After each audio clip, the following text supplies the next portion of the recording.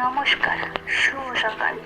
আজকের উপস্থাপনা রাকেশ দেববর্মার রচনায় একান্তে তুমি,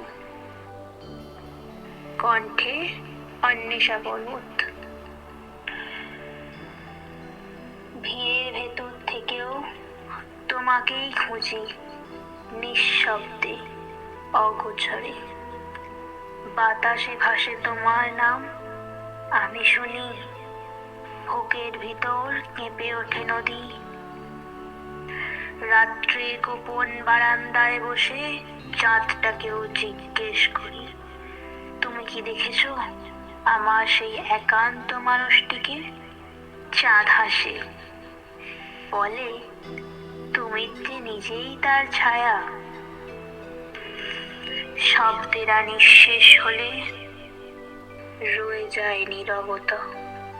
সেই নীরবতার মধ্যেই তুমি ফোটো, মেঘের রঙে, আলো আর অন্ধকারের মাঝে।